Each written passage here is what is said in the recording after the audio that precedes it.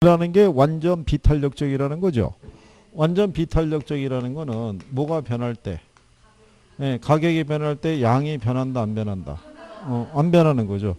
자, 여러분들이 생각해 보세요. 가격이 상승하는 경우가 어떨 때요? 가격이 상승할 때. 공급이 감소하거나 수요가 증가하거나. 자, 그러면 아까 이렇게 공급이 완전 비탄력적이죠. 이 상태에서 시장 균형 가격이 1,000원이었어요. 공급자에게 100원 세금 부과했죠. 그럼 공급자는 이 세금을 자기가 다 부담하기 싫으면, 그죠? 올려야 될 거 아니에요. 가격이 인상이 돼야 소비자가 일정한 부분을 소비할 거 아니에요. 부담할 거 아니에요. 그럼 가격을 올리려면 어떻게 돼요? 공급이 줄어들어요, 안 줄어들어요? 줄어들지 않으니까 가격의 변화가 없잖아요. 그럼 부가전이나 부가후나 가격이 똑같죠. 그럼 결국은 공급자가 1,000원 받고 팔아서 100원 세금을 다 내야 되죠. 그렇죠. 그러면 뭐요? 아니 소비자 입장에서는 가격이 올라가야 이 사람의 부담이 생길 텐데 가격이 움직이질 않잖아요. 그러니까 이 사람이 부담해야 될 이유는 없는 거예요. 이 사람은 그냥 1,000원 주고 사면 되고, 소비자는 공급자만 1,000원 받고 팔아서 100원 세금 내야 되는 거예요. 그죠? 그러면 반대로 이렇게 생각해 보세요. 이게 수요예요. 공급이죠. 1,000원이죠. 자, 이렇게 돼 있었을 때 공급자에게 100원 세금 부과했어요. 그러니까 공급자는 이 세금을 누구에게? 소비자에게 전가시키기 위해서 가격을 올렸어요. 얼마로? 1,100원으로. 그죠? 그러면 이 상태가 되면 수요자가 다 부담해야 되잖아요. 그럼 수요자가 이 부담을 줄이려고 그러면 소비가 줄어야죠. 수요가 감소해야지 가격이 떨어질 거 아니에요. 가격이 하락해야지 일부가 공급자에게 전가되는데 소비가 변하지 않잖아요. 그죠? 그럼 결국은 올라간 가격 다 누가 부담해야 돼요? 다 소비자가 부담해야 되는 거예요. 그죠? 그거 얘기하는 거죠. 완전 비탄력적이라는 거는 가격이 변할 때 양의 변화가 안 나타나는 경우예요. 현실 시장에서는 그런 경우가 거의 없다고 봐야겠죠. 그죠? 자, 그 다음에는 이제 266페이지 가시면 위험 관리라고 있어요.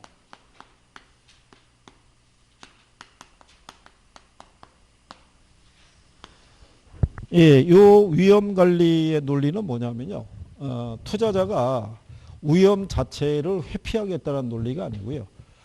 투자 결정을 할 때는 위험을 감안한 의사결정을 하겠다는 게 그게 위험 관리의 논리라고 생각하시면 돼요. 그죠? 그래서 투자자가 제일 먼저 위험을 뭐 하겠다는 거예요. 예, 회피하겠다는 거는 위험을 전혀 감수하지 않겠다라는 의사결정을 한 거예요. 그죠? 그러니까 투자자들이 위험을 회피한다는 거는요.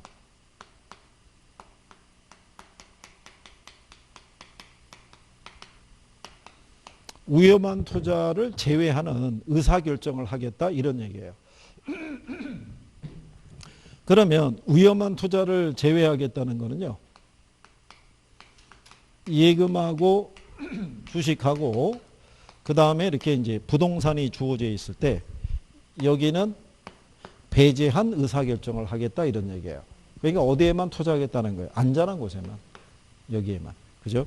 근데 투자자가 예금에만 자산을 투자 운영하게 되면요. 이거는 투자자의 일반적인 행태라고 보기는 어려워요. 위험을 전혀 감수하지 않겠다는 거잖아요. 근데 위험이라는 게 부정적인 요소만 있는 건 아닌 거예요. 투자자가 부담하는 뭐가 커지면, 위험이 커지면 얻게 되는 모두 커지는 거예요. 예, 수익도 커지는데 위험을 전혀 감수하지 않으니까 이 사람 입장에서는 수익이 커질 수 있는 부분이 전혀 존재하지 않겠죠. 그게 이제 위험을 회피하는 방법이고요. 그 다음에 이제 두 번째는 뭐냐면 위험을 줄일 수 있는, 그죠? 그 의사결정을 하는 방법이죠. 그래서 첫 번째가 나오는 게 뭐냐면요. 보수적인 예측에 의한 기대 수익률의 하향 조정을 하는 거예요. 그러면 기대 수익률의 하향 조정을 한다는 얘기는요. 투자자 입장에서 투자 수익을 측정할 때 최대가 있고 중간이 있고 그 다음에 최소가 있어요. 최대 10%, 중간 8%, 최소 5% 이렇게 있으면 이걸 선택하겠다는 거예요. 제일 작은 거. 네, 그러면 투자자 입장에서는 자기가 얻게 되는 수익이 작아지죠. 그러면 내가 부담하는 위험도 작아질 수 있다. 이런 논리가 되는 거예요. 근데 이거는 위험을 줄일 수 있는 방법은 되는데 이게 부를 극대화할 수 있는 방법은 안 돼요.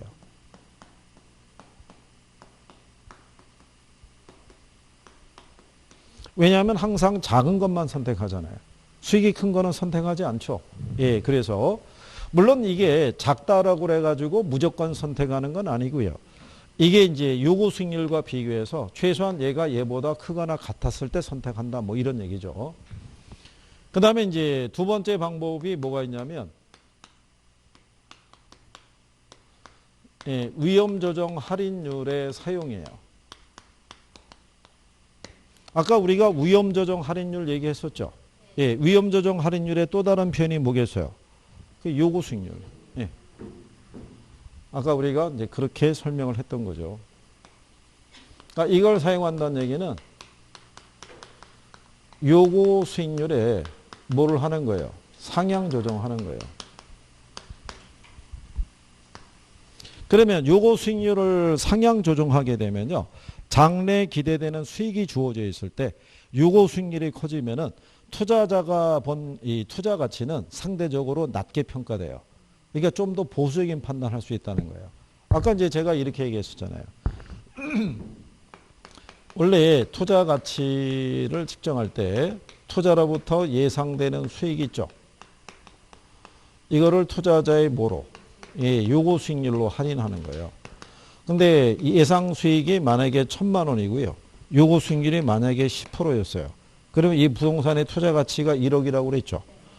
그런데 시장에서의 이 부동산에 대한 시장 가치 있죠. 얘가 8천에 매매가 되고 있어요.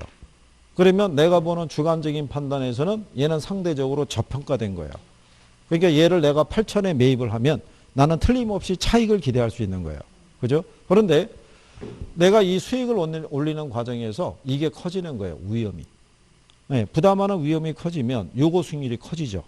그렇잖아요. 요구 수익률은 아까 무위험률 플러스 위험 할증률로 되어 있었잖아요. 그래서 요구 수익률이 20%가 된 거예요. 그럼 얘가 20%면 이 가치가 5천밖에 안 돼요. 그렇잖아요. 그런데 시장 가치가 얼마예요? 8천. 그러면 투자자는 이 부동산에 투자할 수가 없죠. 이 부동산에 투자하려면 이 가치가 떨어져야죠. 5천 선으로. 그래야지만 최소한 투자할 수 있다는 얘기예요. 그러니까 투자의 판단을 조금 더 보수적인 그런 의사결정을 할 수 있다 이런 얘기죠. 그리고 이제 여기서도 알아두실 게 이 부동산 투자론에서 얘기하는 투자자는요. 일반적으로 위험 회피적인 투자자를 얘기를 해요. 위험 회피적인 투자자는 자기가 부담하는 위험이 커지면 반드시 높은 대가를 요구하는 사람이에요. 그래서 위험이 커질 때 요구 수익률을 낮추는 경우는 없어요. 항상 요구 수익률을 높여서 대처한다라고 생각하시면 돼요. 무슨 말인지 아시겠죠? 예. 그거 이제 시험에 나온 거예요. 이게. 그 다음에 세 번째가 뭐를 하는 거냐면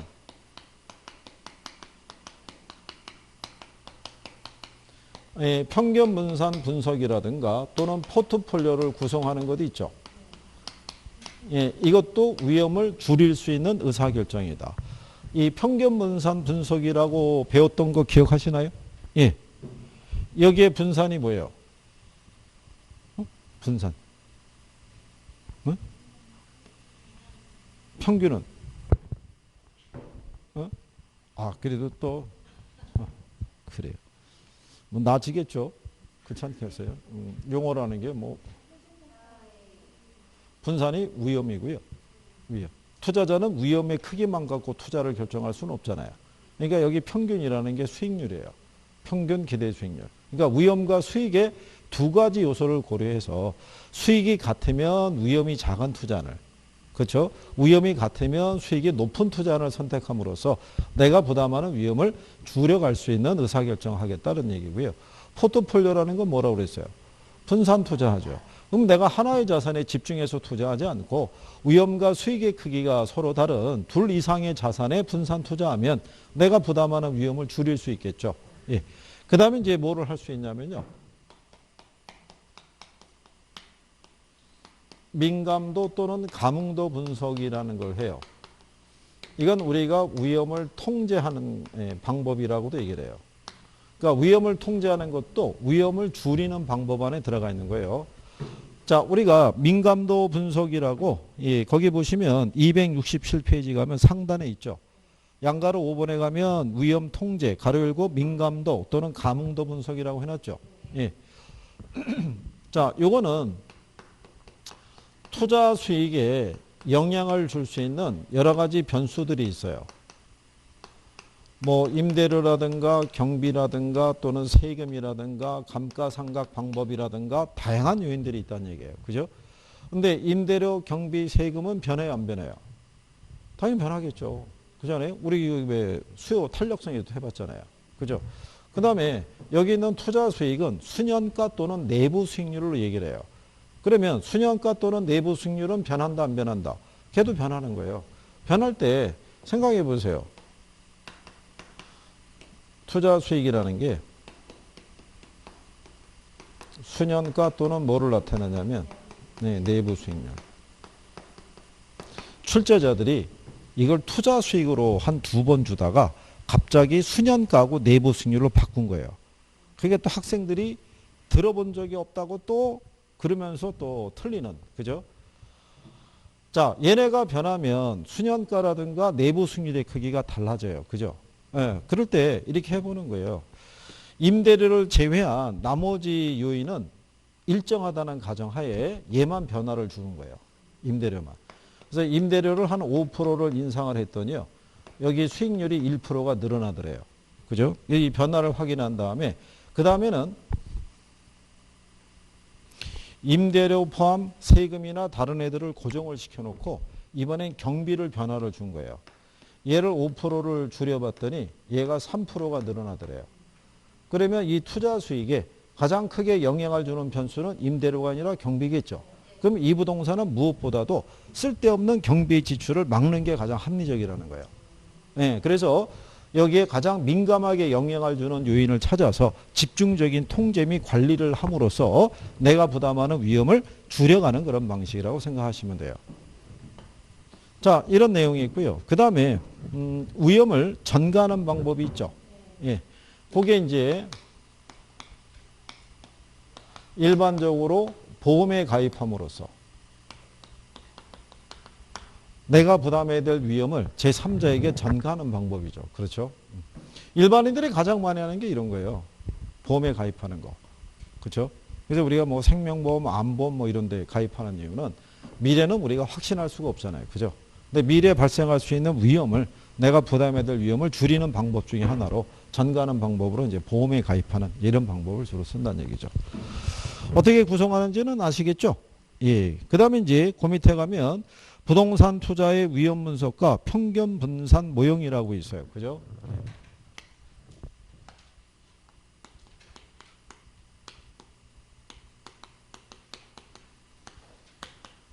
여기 가면 위험과 수익의 우리가 이제 측정이라고 있는데요. 제일 먼저 보게 되면 수익이 있죠.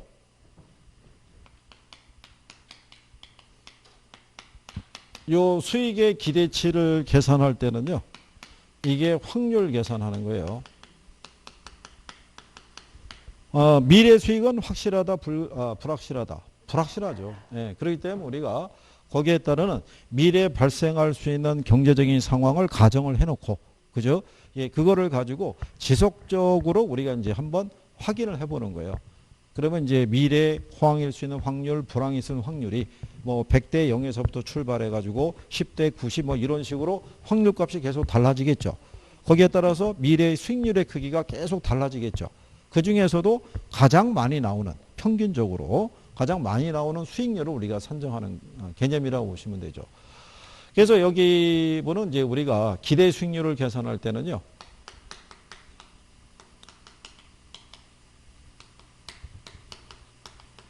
경제 상황별 확률이 있죠. 확률에다가 경제 상황별 추정 수익률이 있죠. 얘를 곱하면 된다고 그랬죠. 그래서 우리는 얘를 구할 수 있다. 이 부호가 평균의 의미라고 그랬죠. 근데 우리에게 주어지는 확률 값의 크기가 동일하면 우리가 산술 평균하는 거고요. 그죠? 예. 확률 값이 틀리면 우리가 가중 평균해야 돼요. 그죠? 가령 예를 들어서 경제 상황이 있잖아요. 그러면 호황일 수도 있고 불황일 수도 있잖아요. 호황일순 확률이 50%, 불황일순 확률이 몇 프로? 50%. 그럴 때 여기서 추정 수익률이 있죠. 예. 호황일 때는 10%, 불황일 때는 4%. 이렇게 추정이 된다고 그랬을 때. 그러면 얘를 계산할 때 이걸 곱해서 계산하면 되거든요. 근데 둘 다 100분율이잖아요. 둘 다 100분율이면 계산상의 편의를 위해서 한쪽을 소수로 바꾸는 거예요. 50대 50이라는 얘기는 이 확률의 값은 다 100이에요. 예, 100인데 얘가 50이니까 100분의 50이니까 0.5 나오겠죠. 이렇게 계산하게 되면 암산으로 계산할 때 편리한 거예요. 그죠? 그럼 10 곱하기 0.5 하면 몇 프로? 4 곱하기 0.5 하면. 그러면 두 개를 더하면 7% 나오겠죠. 자, 호황일 때는 10%지만 불황일 때는 4%일 때 있죠. 확률이 반반이라고 그러면 평균적인 수익률은 7% 나온다는 거예요. 그죠? 그럴 때 확률이 50대 50이죠. 예, 그럴 때는 일일이 이렇게 하지 않고 두 개의 값을 더하는 거죠. 그럼 14잖아요. 나누기 2하면 7% 나오겠죠. 이렇게 하는 게 산술 평균이에요. 가중치가 틀리면 우리가 가중 평균하는 케이스고, 그렇죠? 자, 그런 식으로 우리가 정리할 수 있고요. 예, 그래서 거기 수익의 기대치에 보게 되면 명시가 돼 있죠. 경제 상황별 확률에 해당 상품의 경제 상황별 추정 수익률을 곱해서 계산하면 되겠죠. 그럼 거기 하단에 박스 있잖아요. 비관적, 정상적, 낙관적이라고 해놨죠. 자, 수익률이 4고요. 발생 확률이 20% 이렇게 돼 있죠. 양쪽 다 100분율이잖아요. 그러니까 한쪽을 소수로 바꿀 때 확률에 대한 걸 소수로 바꾸시면 돼요. 20이니까 0.2, 60이니까 0.6, 20이니까 0.2로 바꾸죠. 그럼 암산으로 계산할 때 도움이 되죠. 4 곱하기 0.2 하면은 0.8% 나오겠죠. 그 다음에 8에 대한 60이니까 6, 8, 4이 4.8% 나오죠. 그 다음에 13에 대한 0.2죠. 그럼 2.6% 나오겠죠. 그래서 다 더하면은 0.08이 그래서 8.2% 나와요. 그렇죠? 그렇게 하면은 암산으로도 되죠. 간단한 애들은. 그죠? 그 다음에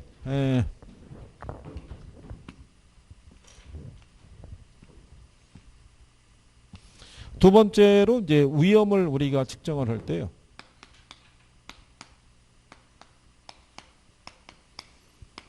위험은 분산 또는 뭐로 측정할 수 있다. 예, 표준 편차로 측정할 수 있어요. 그죠? 예, 분산이라는 거는 기대 수익과 실현 수익의 차이 있죠. 예, 그거를 통계학적인 용어로 분산이라고 그러고요. 분산의 제곱근을 우리가 표준 편차라고 그래요. 그죠? 그 표준 편차라는 거는 기대 수익으로부터 벗어나는 변동성의 크기 있죠. 그거를 나타내는 걸 뭐라고 그랬다? 표준 편차. 그렇죠? 기억하시죠?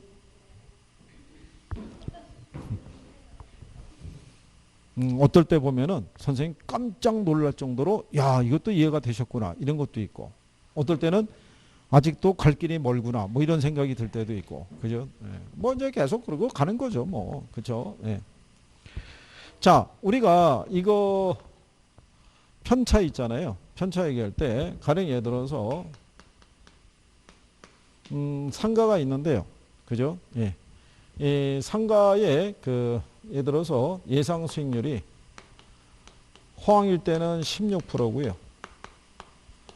불황일 때는 6% 있죠. 네. 이렇게 수익을 기대할 수 있는데 호황과 불황이 확률은 50대 50이래요. 그럼 일단 수익률 계산하면 얼마겠어요? 기대 수익률 계산하면. 네, 그럼 11% 나오죠. 네. 왜 그러냐면 원래 계산을 하려고 그러면요. 이게 16% 곱하기 0.5. 그죠? 플러스 6% 곱하기 얼마? 0.5. 16의 절반이면 8% 나오잖아요. 절반이면 3% 나오잖아요. 그럼 두 개 더하면 11% 아니에요. 근데 얘가 확률값이 50대 50이니까 두 개를 더하는 거죠. 더하면 22% 나오죠. 나누기 2하면 11% 나오겠죠. 그죠? 그러면 얘의 기대 수익률이 몇 프로?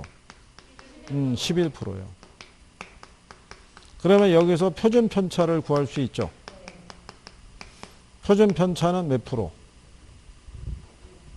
자, 여기 보시면 얘가 기대 수익률이죠. 네, 이걸 기대하고 투자했는데 투자의 결과가 얘가 나온 거예요. 16%. 그러면 얘가 실현 수익률이 돼요. 그죠? 기대 수익과 실현 수익률의 차이 있죠. 예, 그게 편차예요. 예, 그러면 얘가 될 수도 있는 거예요. 그러면 11%하고 16의 차이가 얼마겠어요? 5%. 11하고 6%의 편차는 5%. 그럼 얘는 표준 편차가 5%예요. 간단하게는 이제 이렇게 표준 편차의 값을 측정할 수도 있어요. 이거를 루트 값을 씌워가지고 계산한다는 거는 어렵다고 보셔야 돼요. 그렇게는 안 나오고요. 실전에서는 이렇게 나온 적이 있어요. 시험에서는. 그래서 그렇게 측정하는 것이다. 지난번에 우리가 계산 문제 같은 거 할 때도 다 해봤었어요. 이거 할 때. 표준 편차 계산하는 거를. 그죠?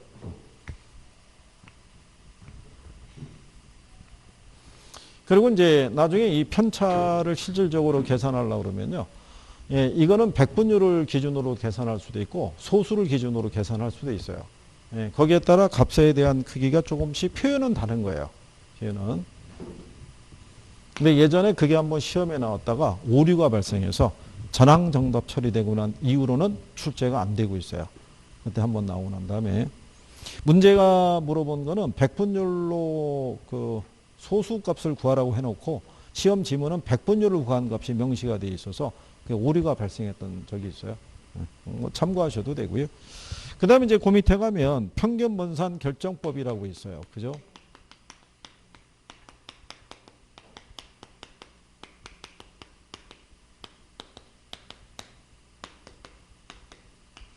자, 조금 아까 우리가 분산이 위험이라고 그랬죠. 예, 평균이 우리가 이제 기대 수익을 나타내는 거죠. 투자자 입장에서는 위험의 크기만 갖고 투자를 결정할 수 없으니까 위험과 수익의 크기를 비교해서 예, 투자 선택을 하는 방법이에요. 예, 그럴 때 여기서 나오는 이 평균 분산 지배 원리라고 그래요. 평균 분산 지배 논리는요. 두 개 투자 대안이 있을 때 두 개 투자 대안에 기대 수익률이 같잖아요. 같으면은 위험 또는 표준 편차 있죠.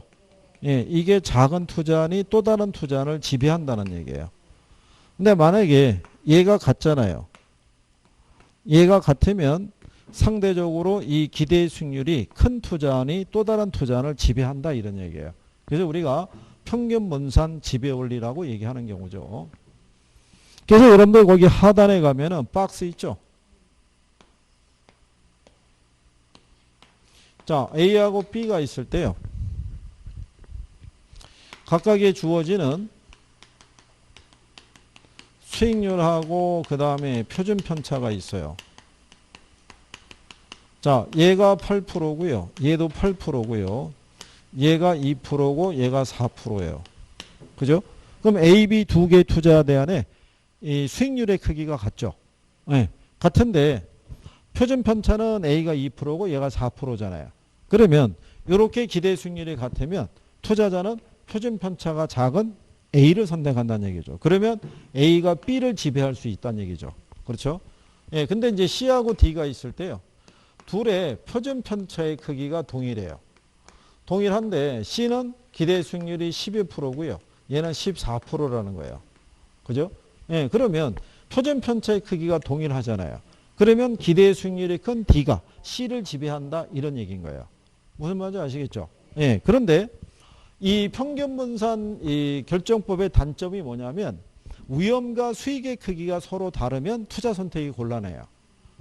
자, 여기 D가 보게 되면 수익이 크죠. 근데 위험도 커요. 예. 근데 A는 위험이 작지만 수익도 작아요. 그러면 어느 게 더 나은 투자 대안인지를 확인할 수가 없어요. 그죠? 그래서 그 문제점을 보완하기 위해서 등장한 게 뭐냐면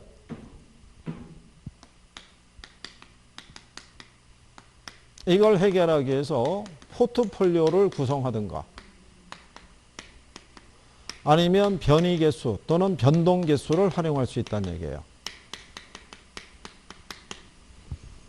또는 위험에 대한 투자자의 태도에 따라 틀려지는데요.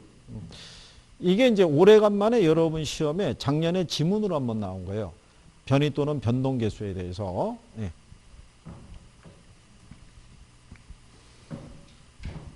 여기 있는 이제 변이 또는 변동개수라는 것은요.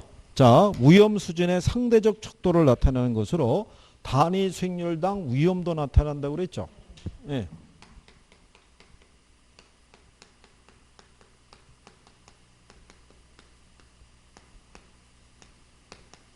그래서 이 변이개수라는 건요. 추가 소득에 대한 추가 위험의 크기 있죠. 예, 이거를 측정하는 거예요. 자, 예를 들어서 여기 보면은 여기 당이라는 음이 있죠. 예, 이게 분쇄음이에요. 슬래시니까. 그러니까 이 변이개수라는 건요. 기대 수익률 분의 표준 편차로 나타낼 수 있죠. 그죠?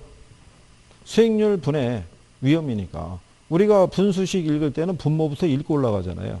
그러니까 수익률 분의 위험이라고요. 식이. 예? 단위 수익률당 위험도를 나타내는 거니까. 그죠? 자, 그러면 이런 얘기예요. 여기 있는 변이개수가 커진다는 얘기는요. 추가 소득에 대한 위험이 더 커진다는 얘기예요. 그럼 우리가 이 상태에서는 어느 게 나은 건지를 구별할 수 없죠. 예. 근데 만약에 A를 대입해 보세요. A가 기대 수익률이 몇 프로? 8%. 편차가 2%. 8분의 2죠. 4분의 1이니까 0.25예요. 즉 A라는 투자는 추가되는 수익을 1% 얻을 때 추가되는 위험이 0.25%의 크기만큼 커진다는 얘기예요. 근데 여기 D를 보게 되면 14%고 7이죠. 그럼 14분의 7하면 0.5 나오죠. 예, 그러면은 D라는 투자는 1%의 수익이 추가될 때 0.5만큼에 대한 이 위험의 크기가 커진다는 얘기예요. 그러면 상대적으로 변이개수가 작은 애가 추가 소득에 대한 위험이 작다는 얘기예요. 그래서 위험 조정 수익을 측정하면은 D보다는 A가 더 나은 투자이라는 걸 알 수가 있어요. 상대적으로 수익을 추가되는 소득을 올릴 때 위험이 작아지니까. 그래서 변이개수가 작은 투자를 선택해야 된다 이렇게 얘기하는 거예요. 근데 옛날에는 이 위험 조정 수익을 계산하라고 출제를 했었어요. 지문 안에다가.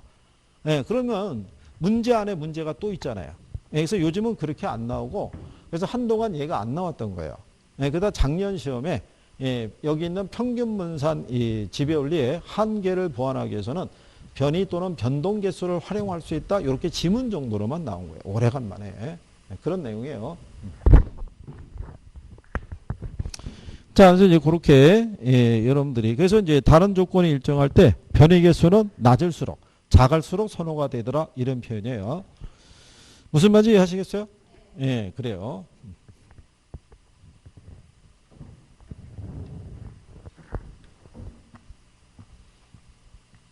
자, 그 다음에 이제 그 밑에 가면 포트폴리오 이론이라고 있어요.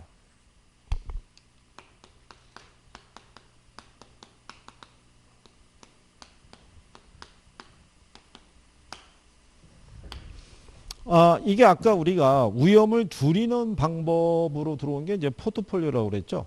예. 근데 얘가 단원 비중이 크기 때문에 얘는 지금 별도로 소개가 되고 있는 거예요. 그죠? 예. 그래서 이 포트폴리오라는 것은요. 무슨 투자를 통해서요?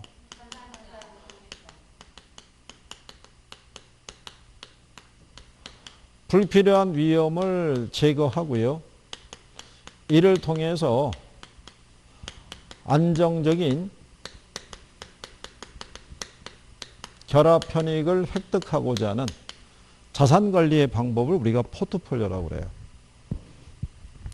옛날에 왜 우리나라 속담에 보면 외국 속담인데 뭐 계란을 한 바구니에 담지 말아라 뭐 이런 거 있죠. 예, 부자지간 3부자가 같은 배를 타고 건너면 강을 건너면 안 된다 뭐 이런 거 있잖아요. 예. 속담이 왜냐하면 배가 침몰하면 그 집안 대가 끊길 거 아니에요. 그렇지 않겠어요? 무슨 얘기인지 아시겠죠? 누군가 한 명은 살아야 할 거 아니에요. 그래서 옛날에 그래서 배를 탈 때 한 명은 남겨서 다른 배 태워서 이렇게 강을 건너기도 하고 그랬다는 거죠. 만약의 경우를 대비해서. 그렇잖아요. 우리는 알게 모르게 이 포트폴리오 논리 해야 안 해요. 포트폴리오 하는 거예요. 포트폴리오. 근데 여기서 얘기하는 분산 투자 있죠. 예, 분산 투자이면은 하나의 자산에 집중적으로 투자하는 게 아니고요. 위험과 수익의 크기가 서로 다른 자산에. 우리가 일반적으로 뭐 예를 들어서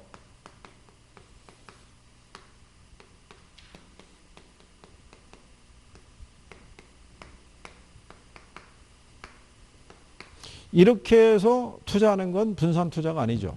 다 자동차 산업이니까. 그러니까 우리가 분산 투자한다는 얘기는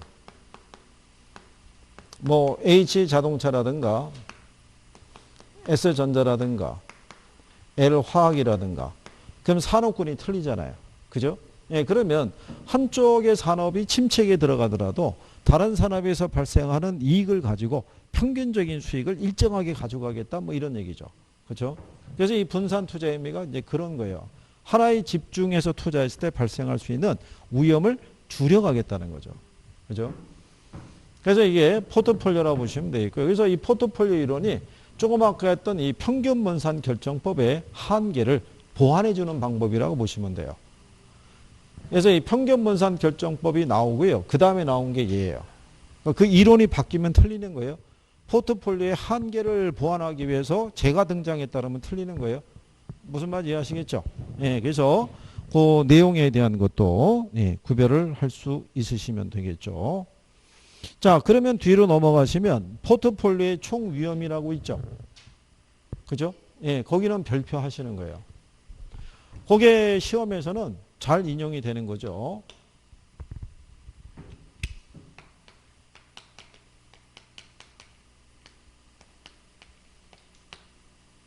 근데 얘네가 지금 근래 출제되는 패턴을 보면요.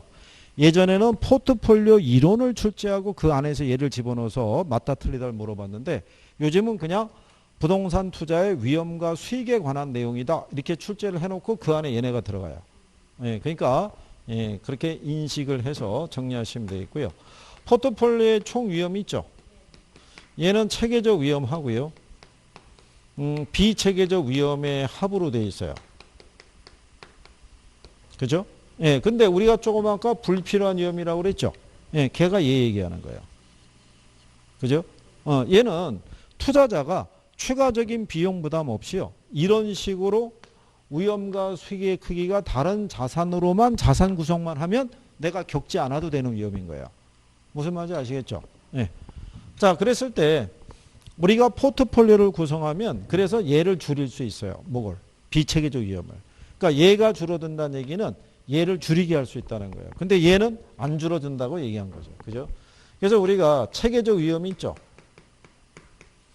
얘는 무슨 투자하더라도 분산 투자, 즉 포트폴리오를 구성하더라도 얘는 피할 수 없는 위험이에요. 그러니까 얘는 시장의 모든 자산에 영향을 주는 거예요.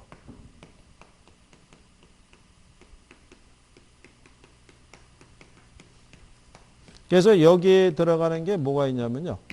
인플레라든가 경기 변동이라든가 이자율의 변화 뭐 이런 거 얘기하는 거예요.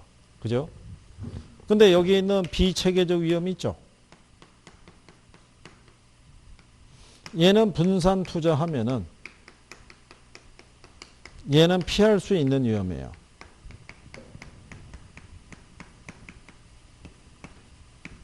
그죠? 요거는 개별 자산의 특성에서 이야기되는 거예요.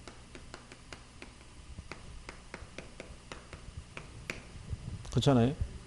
예를 들어서 이번에 우리나라 왜 대표적인 항공사가 지금 경영권 분쟁에 휘말려 있죠. 예, 그래서 서로가 지금 뭐 치열하게 지금 뭐 싸우고 있는데, 그렇잖아요. 근데 그거는 그 회사만의 문제잖아요. 우리나라의 모든 기업들이 다 경영권 분쟁에 휘말려 있는 건 아니죠.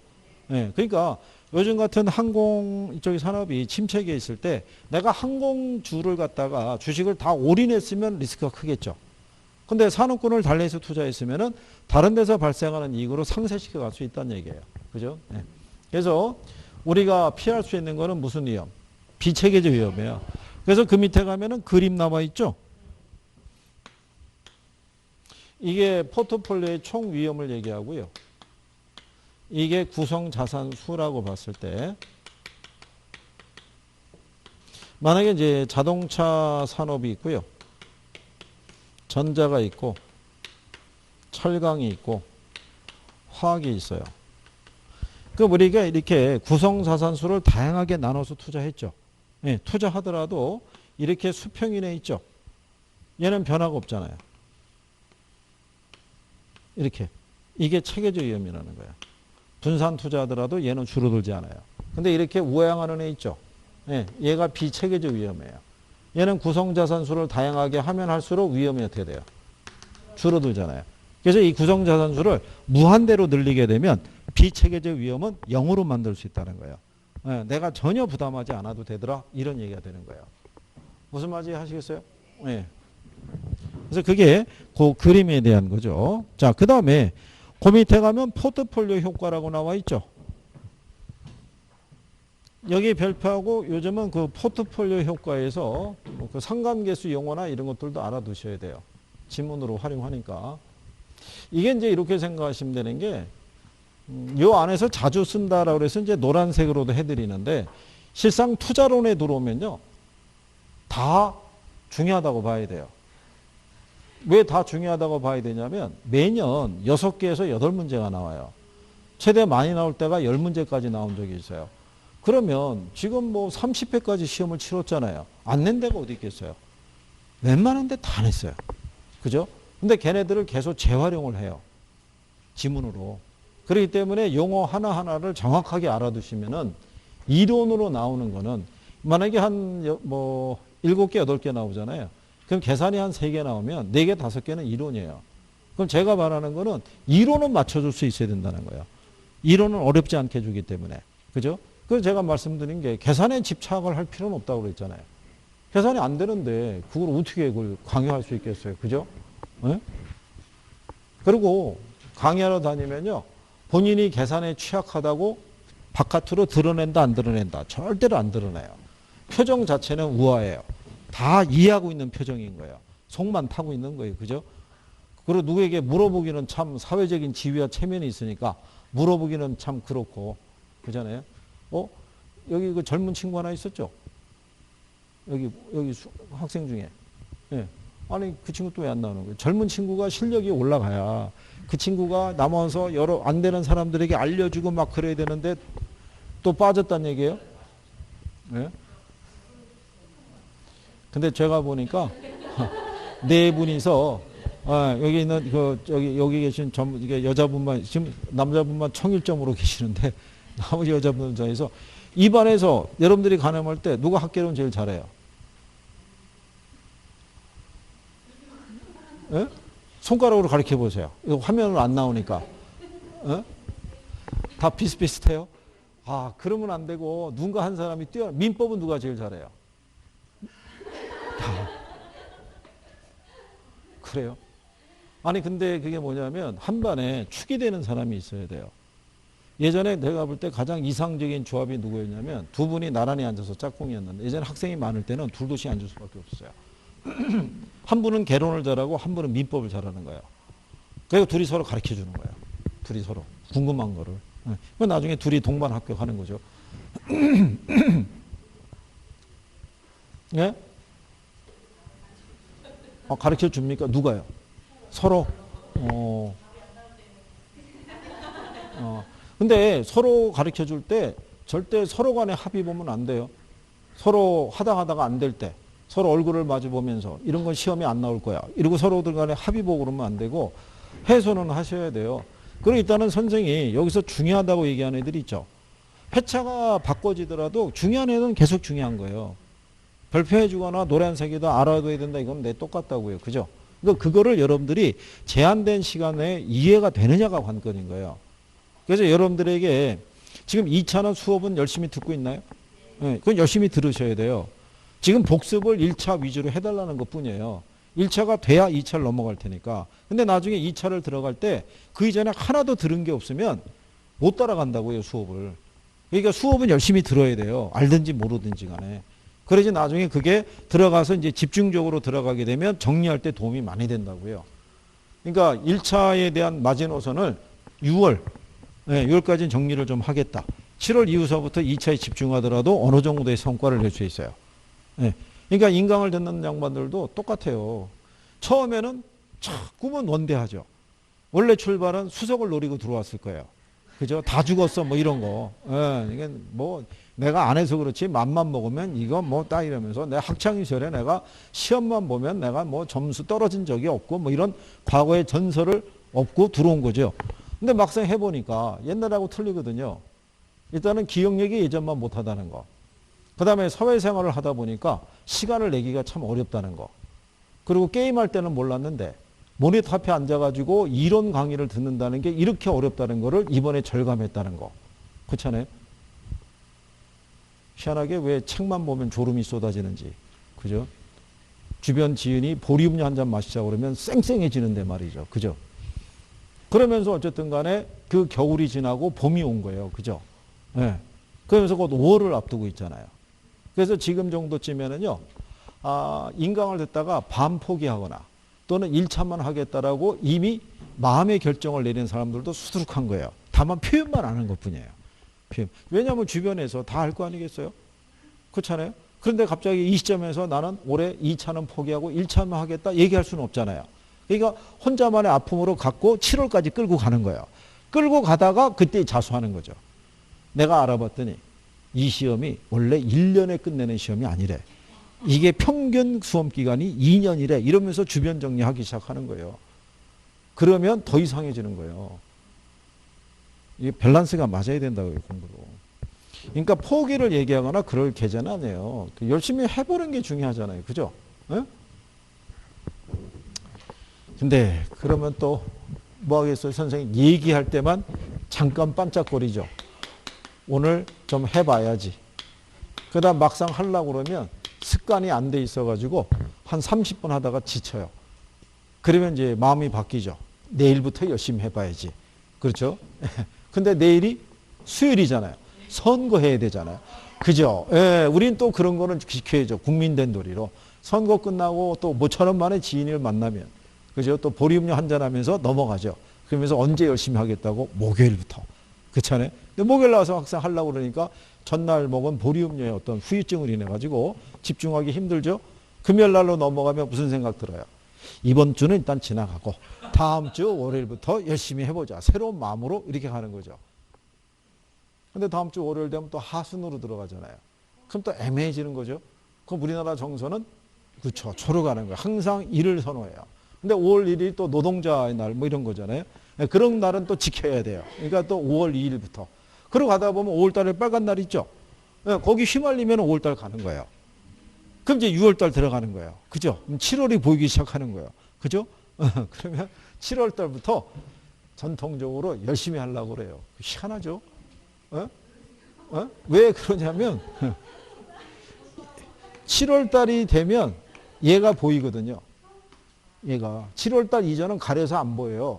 그냥 저기 며칠 있지 뭐 이렇게 생각하는데 막상 7월 달로 쫙 오면은 저 밑에 10월이 보이는 거예요. 그러면서 내려가는 속도가 어떻게 돼요? 무진장이 빨라지는 거예요. 하는데 자 선생님 얘기하죠. 이번 주 시험 잘 보시고 종강한다고 얘기하죠. 그러니까 열심히 해야 돼요.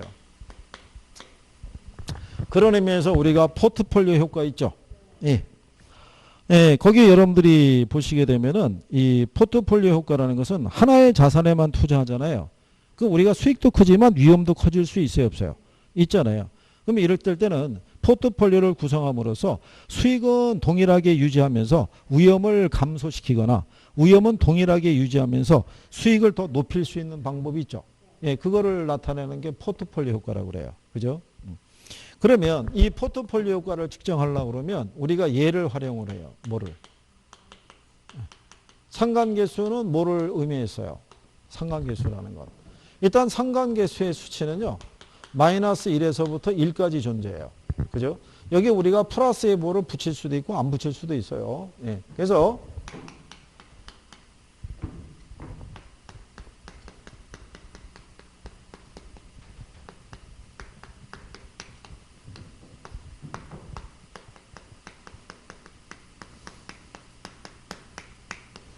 자, 이렇게 했을 때 투자 대안이 둘만 있다라고 가정할 때요. 투자 대안 A와 B의 상관 개수는요. 마이너스 1에서부터 1까지 존재해요. 그러니까 상관 개수라는 거는 어느 한 자산의 수익의 움직임에 대한 또 다른 자산의 반응의 정도의 크기를 나타내는 거예요. 그죠? 그래서 여기서 마이너스 1이라는 것도 있죠. 마이너스 1이라는 의미는 A라는 자산과 B라는 자산이 있죠. 예, 수익성의 움직임이 100% 다른 방향으로 움직일 때 그때를 마이너스 1이라고 그래요. 근데 여기 보면은 1로 나와 있죠. 예, 얘는 두 개의 자산의 수익성의 움직임이 100% 같은 방향으로 가는 거예요. 100%. 그래서 100% 수익성의 움직임이 동일한 방향으로 갈 때는 포트폴리오 효과가 안 나타나요. 자, 우리가 예를 들어서 A가 있고요. A가 만약에 얘가 소주 사업이고요. B가 있을 때 얘가 맥주 사업이에요. 그죠? 자, 그랬을 때 우리가 계절을 보게 되면 여름하고 겨울이라는 계절이 있을 때 자, B의 수익률은 10%고요. A는 수익률이 5%예요. 그럼 수익률만 놓고 보면 맥주 사업이 낫다는 얘기죠. 그럼 맥주 사업에 내가 집중적인 투자를 하게 되면 여름에는 높은 매출에 따른 이익을 기대할 수 있어요. 근데 겨울에는 매출이 떨어지잖아요. 그럼 리스크도 크다는 얘기잖아요. 그러니까 이 위험을 줄이기 위해서 투자자는 소주 사업에 나눠서 투자하는 거예요. 그러면 소주는 여름에는 매출이 부진하지만 겨울에는 매출이 상승하잖아요. 여기서 발생하는 이익으로 여기서 발생하는 리스크를 줄여가겠다는 얘기예요. 무슨 말인지 아시겠죠? 그러면 위험을 줄일 수 있다는 얘기는 수익성의 움직임이 다른 방향으로 갔을 때가 이 분산 효과가 발생할 수 있다는 얘기죠. 그러니까 예를 들어서 여기 C가 있는데 얘가 청량음료예요. 콜라 사이다 아시죠? 여기다 투자를 하게 되면 얘는 수익성의 움직임이 맥주하고 똑같이 간다고요. 그러면 이렇게 투자를 하게 되면 분산 효과가 안 나타나죠. 여름에는 높은 매출이 발생하지만 겨울에는 매출 부진에 따라서 리스크가 커질 거 아니에요. 그러니까 위험과 수익의 크기가 다른 방향으로 움직이는 자산 간의 조합을 했을 때 위험 분산 효과가 커질 수 있다는 얘기예요. 무슨 말인지 아시겠나요? 그러니까 상관 개수가 음의 값에 가까울수록 위험 분산 효과가 커지는 거예요. 근데 정의 값에 가까울수록 위험 분산 효과는 작아진다라고 보시면 되겠죠. 그래서 거기 표현을 해놨죠. 그래서 굵은 글씨로 나와 있죠. 상관계수가 마이너스 1이면 완전한 음의 상관관계로서 분산 투자를 할 때 비체계적 위험은 완전히 제거될 수 있다라고 얘기하잖아요. 근데 상관계수가 1이면 완전한 양의 상관관계로서 분산 투자를 하더라도 전혀 위험은 제거되지 않는 거예요. 그러니까 1만 아니면 효과가 있는 거예요. 1일 때가 100%라고 그랬죠. 네, 그 1이 아니라는 얘기는 99%는 같더라도 1%는 다른 방향으로 갈 수 있다는 얘기예요. 예, 거기까지 여러분 시험에 나온 거예요. 그래서 예, 그 내용 정도는 상관계수의 의미 아시겠어요? 예, 그래서 포트폴리오 효과가 커지려고 그러면 위험과 수익의 움직임이 반대로 움직이는 자산 간의 조합을 하는 게 훨씬 낫다라고 이렇게 생각하시면 돼요. 그 다음에 이제 뒤로 넘어가시게 되면요. 거기 272페이지에 거기 하면 최적 포트폴리오라고 있죠. 예, 여기도 요즘 근래에 물어봐요. 정리해야 돼요.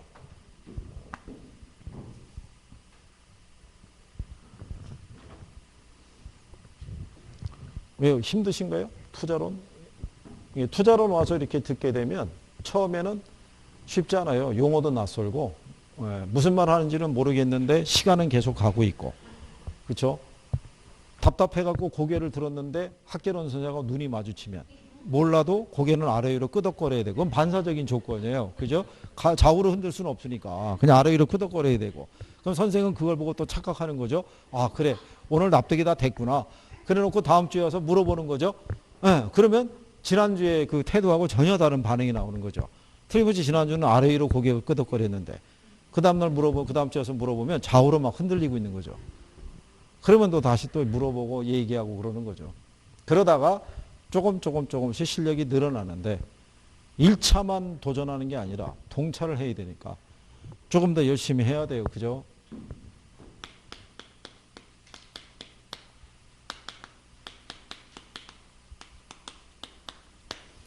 자, 우리가 이 최적 포트폴리오 있죠?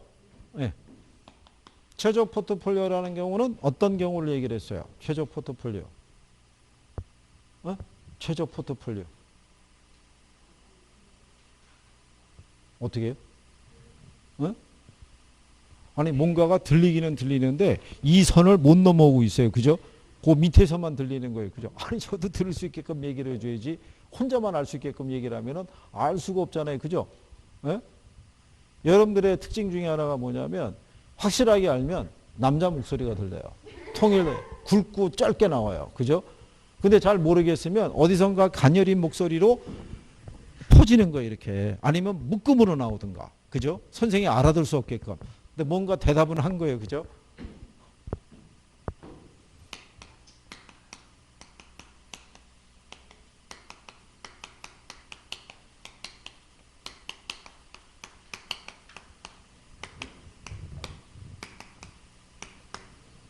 예, 최적 포트폴리오는요. 예, 평균분산 지배원리를 충족시키는 예, 포트폴리오 집합을 연결한 선이 효율적 전선이에요. 이 효율적 전선과 투자자 개인의 위험에 대한 태도를 반영한 무차별 곡선이 있죠. 예, 얘 접점에서 최적 포트폴리오가 이루어져요.